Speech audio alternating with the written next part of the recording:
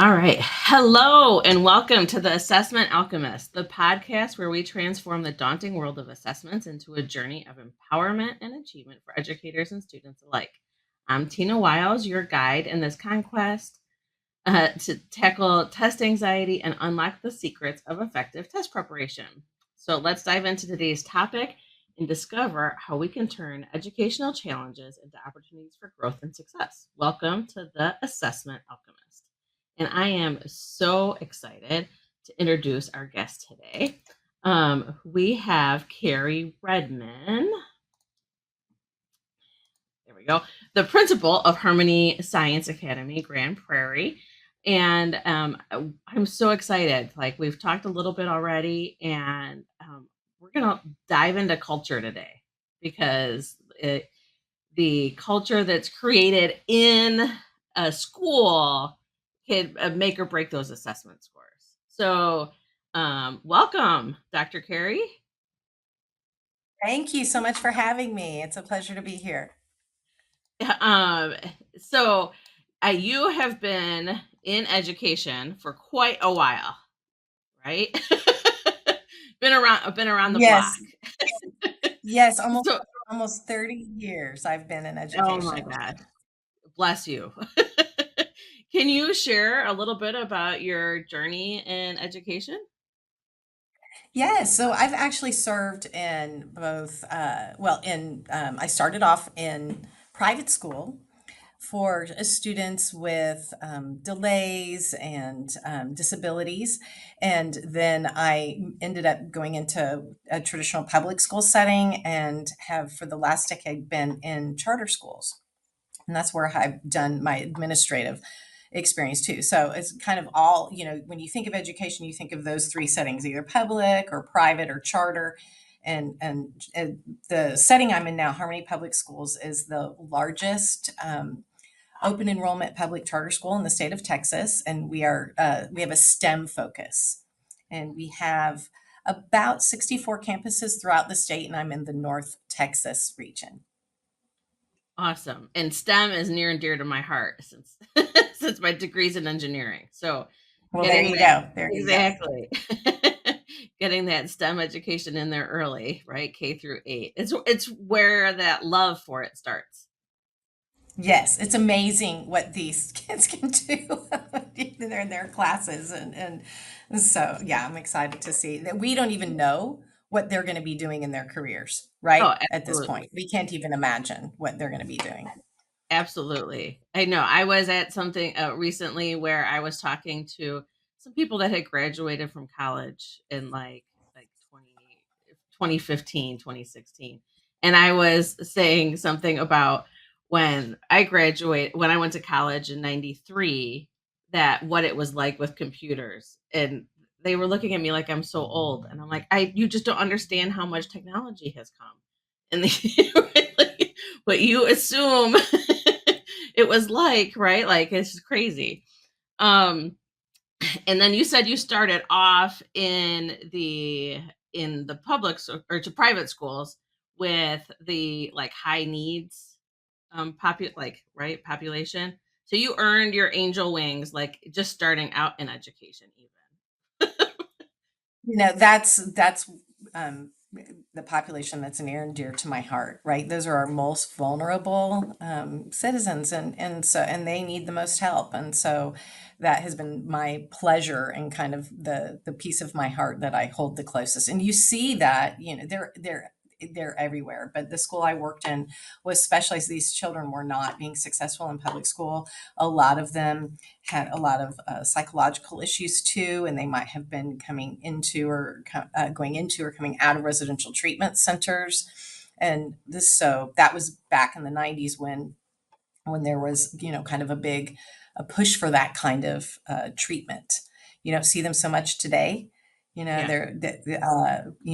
In the same manner, but they're certainly there. And it's funny how things have kind of come full circle. Now, as an educator, I see a different thing after COVID, and with the onset of social media and the issues that students are having with the social media and bullying and phones and mental health issues. So I met not too long ago with somebody that has developed, a center here in our area to help these at-risk youth. And so it's an ever evolving field of helping Yeah. these kids. Yeah. Oh my gosh. Yeah, I can't even imagine how much it's changed since COVID. So I know what we talked a lot about culture when you and I were talking the other day. And I know you've had some huge changes at Harmony Science Academy Grand Prairie while you've been president, right? You had some transformations. I'm president, principal. It's like the president. So, what things do you think that you've done that has changed the culture at the school the most? So we were just recently awarded with a National School of Character through character.org. And character.org, here I'll just do a little plug. They are an international organization that works with all types of businesses and largely with schools of helping to develop character. They're really focused on, what can we do to make sure that we're fostering character development in our society. And so they have this whole program that you can follow, and it's they have 11 principles of character. And so if you kind of try to implement these 11 principles, it takes you on a journey, and it's multi-year. So years ago, when I was leading our district, I was working with all of the deans of students. I was at the district level, and we had a goal in 2025, a harmony strategic goal for all of our schools to start working towards becoming state schools of character. Okay. And so I worked with all the deans and developed this program to work through those 11 principles, and really embed them in each campus. And what are the specific strategies that you can do? And it's this kind of roadmap. And so at all of the campuses that I've been at, they've all achieved state school of character now, the last three campuses. And now my campus, currently, I just finished my second year here.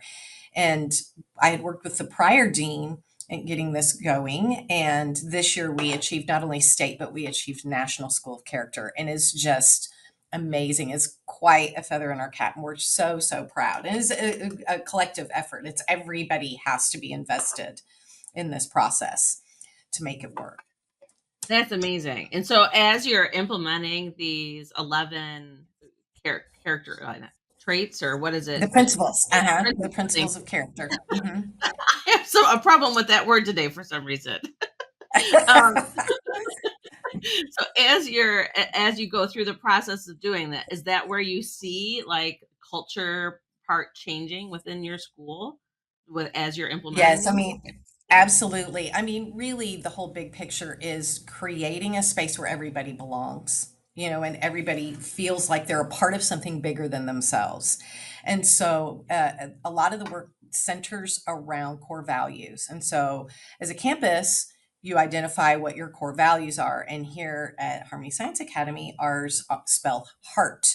They're honor, empathy, achievement, responsibility, and teamwork. And so we did a series of surveys with all stakeholders, and everybody voted on this. And then we found the acronym HEART. And so we were the Tigers, and we can say Tigers have heart.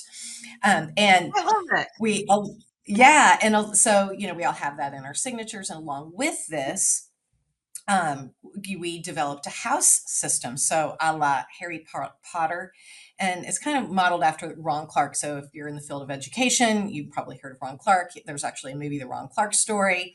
Yep. And he has a private school in Atlanta where you can actually go and do, you can visit. And it's amazing what he's done with the culture and how the students, everybody is very involved, and they're all leaders.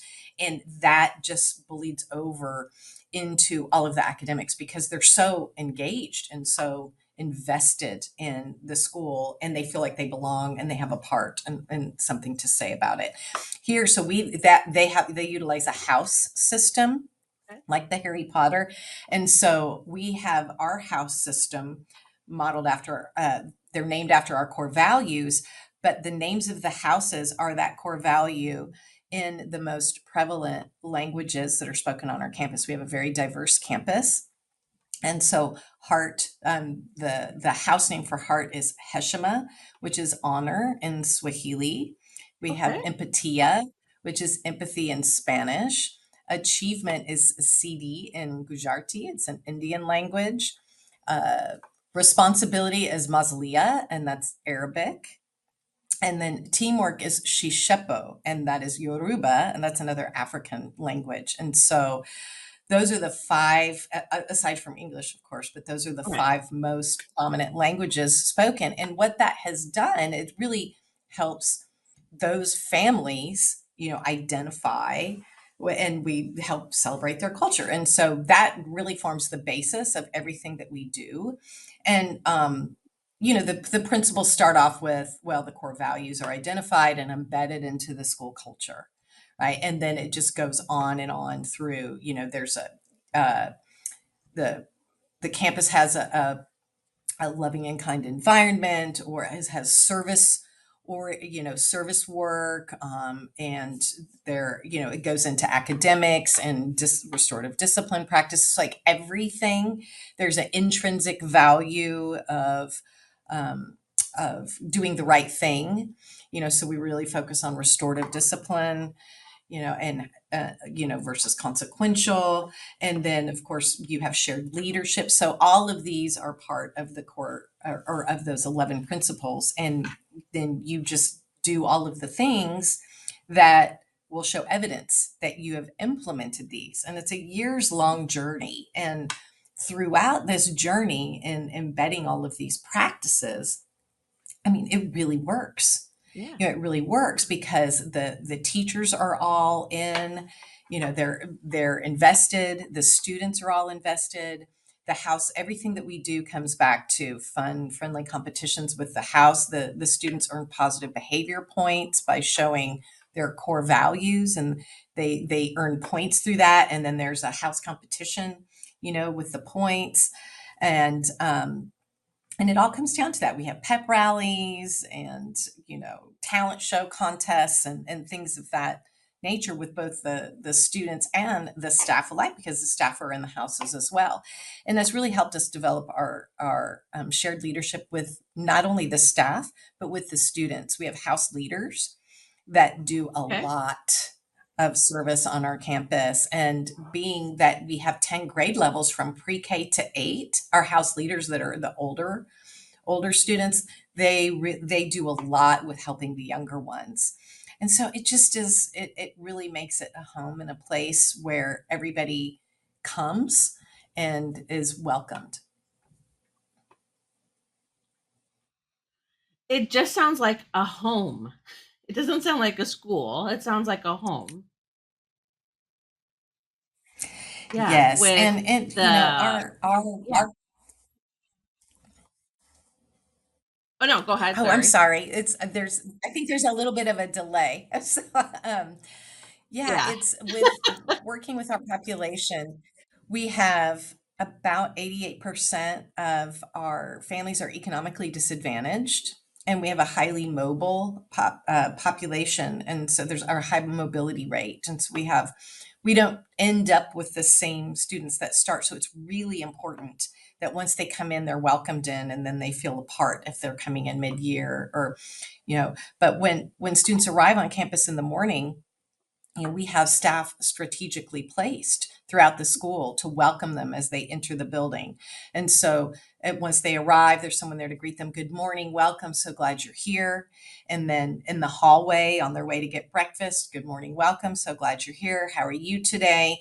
And then over time, you develop these personal relationships, the staff that are placed in these, spots, like, how did you do on your test? Or how was your game, last night? Or how's your brother feeling, and so you develop these personal relationships. And so the whole idea is, no matter what kind of night they had or morning they had at home, by the time that they make it to the classroom, they've had at least 3 positive touches by adults in our organization. And so when they arrive in the classroom, they are ready to receive that high quality instruction. Yeah, like Like it just sounds like such a soft landing space for whatever's going on in their outside lives. They know that they have this warm, welcoming space, and uh, like cheerleaders, right? Like everyone. It sounds like everyone at the school is like really cheering for each other, and literally in the competitions, but also just in Yes, life. no, yes, that is a really great analogy. It's and it's funny that you say that. Sorry, this light keeps going off. There we go. Flick that back on.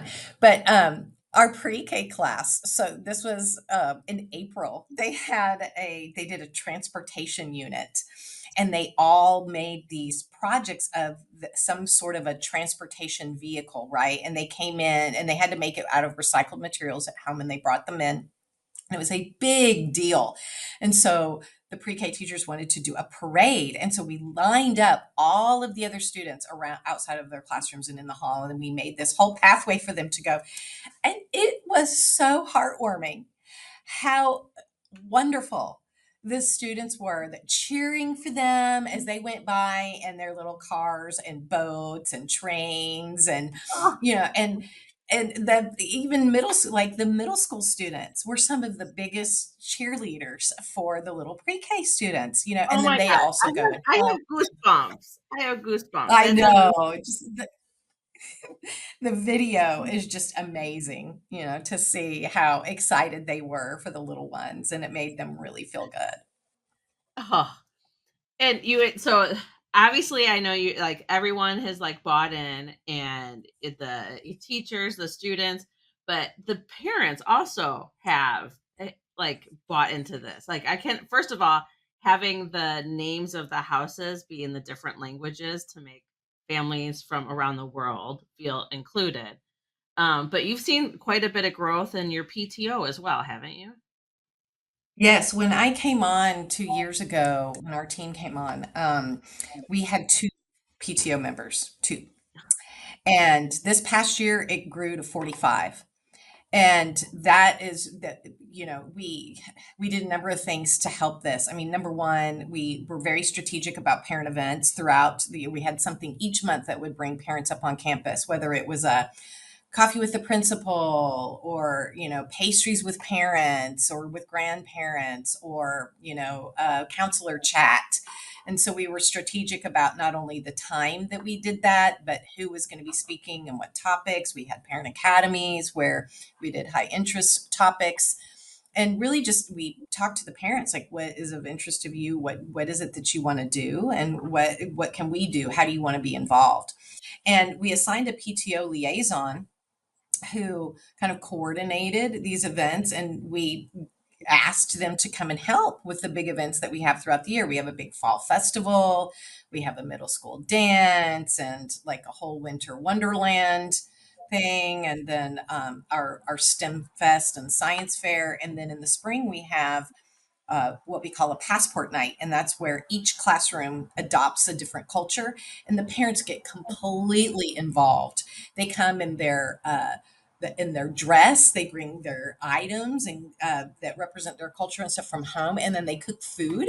And so then, as the families come in and they pay $5, it's a little fundraiser for a passport, and then the staff.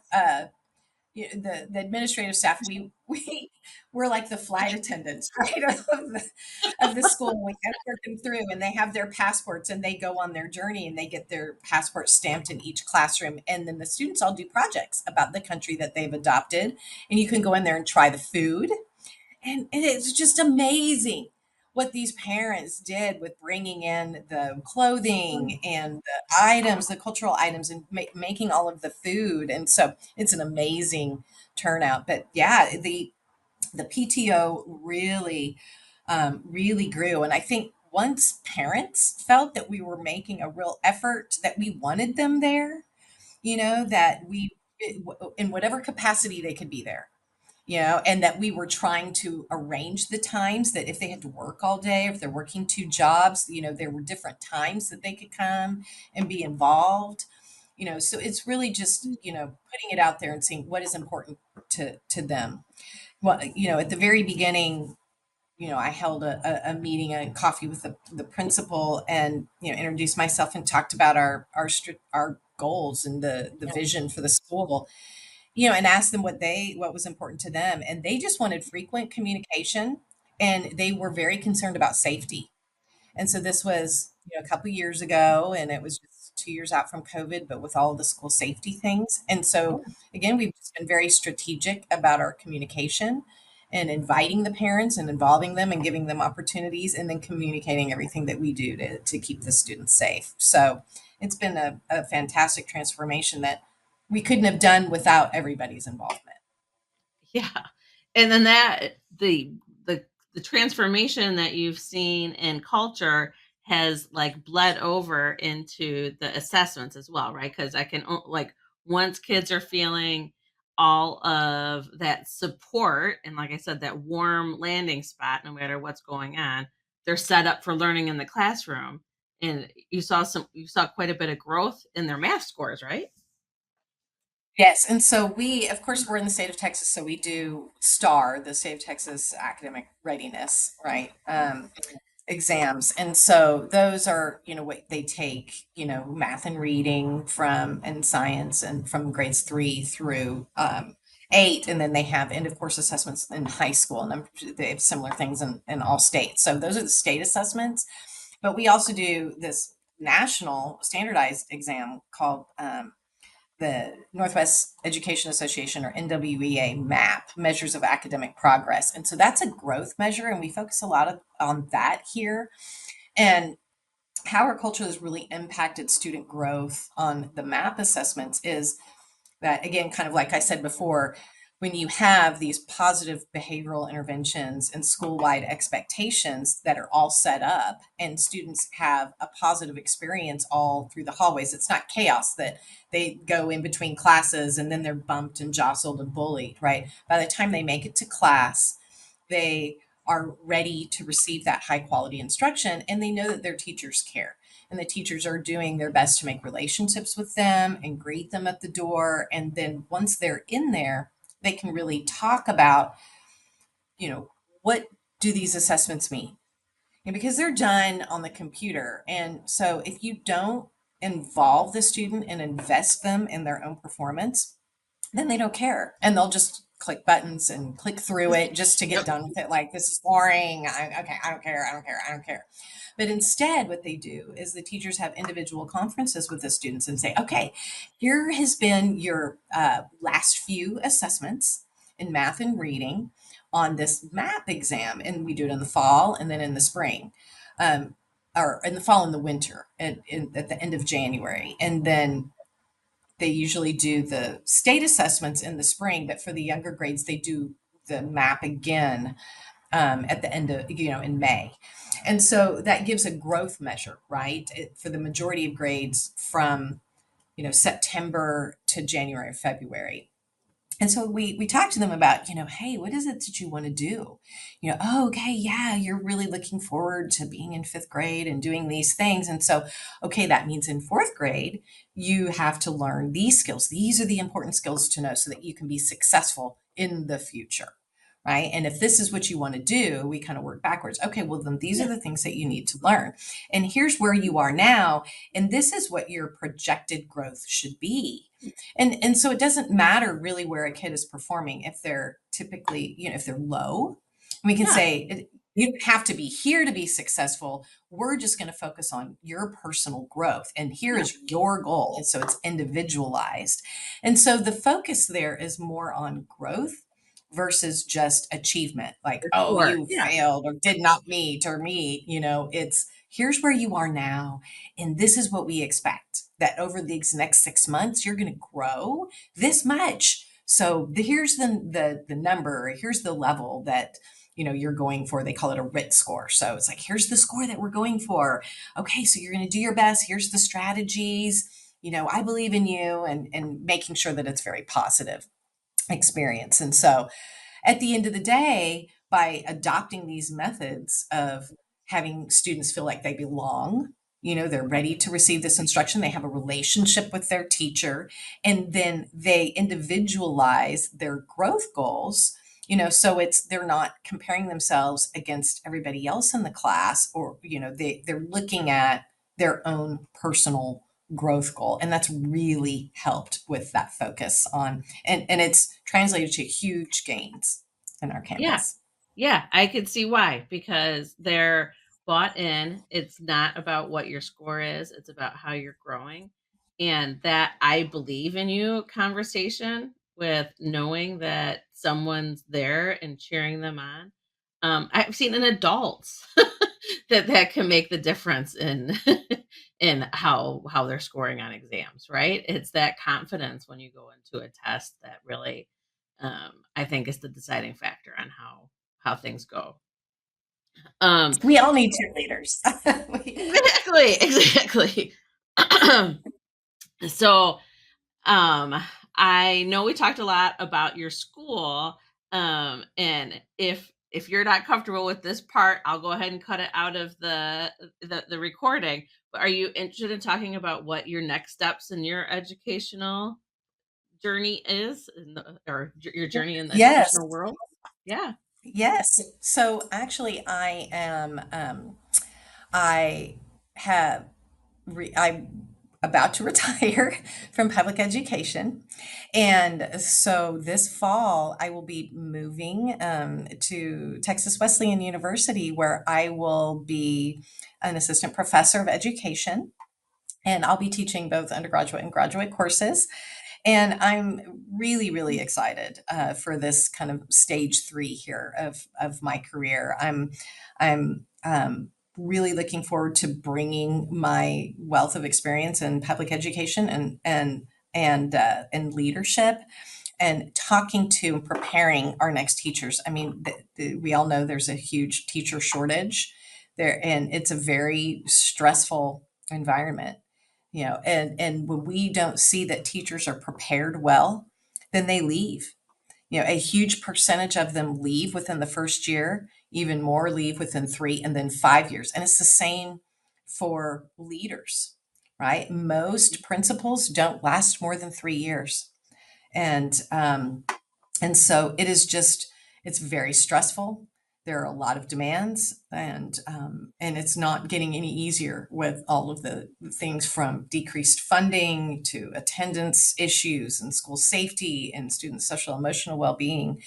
And so what I'm hoping to do is help to prepare, our next generation of teachers for, what it's really like. And that kind of looks two different ways. When I'm working with the undergraduate students, it's preparing them for their little world of the classroom, right? And so I can talk all about the importance of the relationships, the classroom culture, because each classroom that you walk in is its own little world, Oh, right? and absolutely.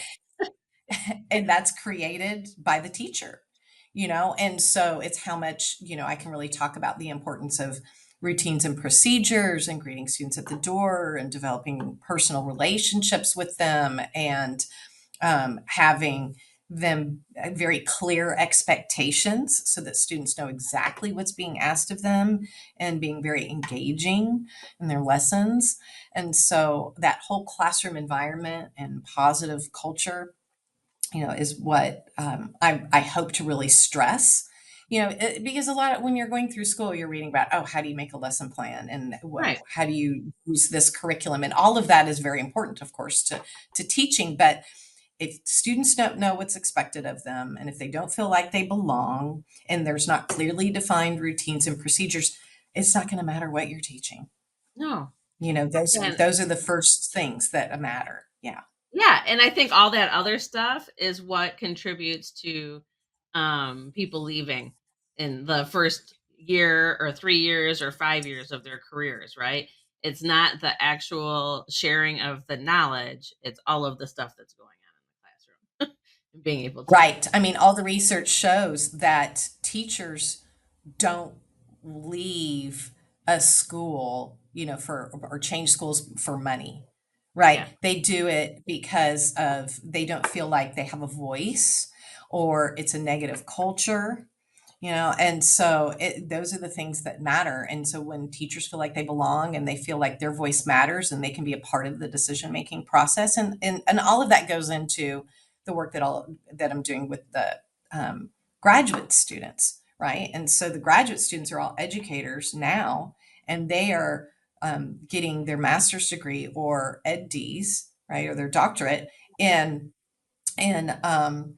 administration, and so that they can be leaders on their campus or in their district. And so it's super important for them to understand the tenets of transformational leadership, and leading change initiatives and involving everyone, all stakeholders in that change, and making sure that there's good communication. And so those are it's a little bit different focus, but depending on whether you're undergraduate or graduate, but both of those are really key. And that's I've been adjuncting on the graduate level here for the past year, and I really enjoy working with the students and talking to them about the personal experience that I've had, Yeah. as a principal leading a campus, and what really works and what is important. And we have a lot of people that are eager and idealistic out there, ready to make a change. So I have a lot of hope. Oh, I have a lot of hope that educators such as yourself, with the passion and the experience and what you've been able to create where you've been, you're teaching others to be able to pass that on. I think if the entire country was able to have teachers like you teaching our teachers and teaching the administrators, like, the US educational system would be in a different place. Well, thank you. And I'm really looking forward to what this next generation will do with equity, and with continuing to develop leaders at all levels on our campuses.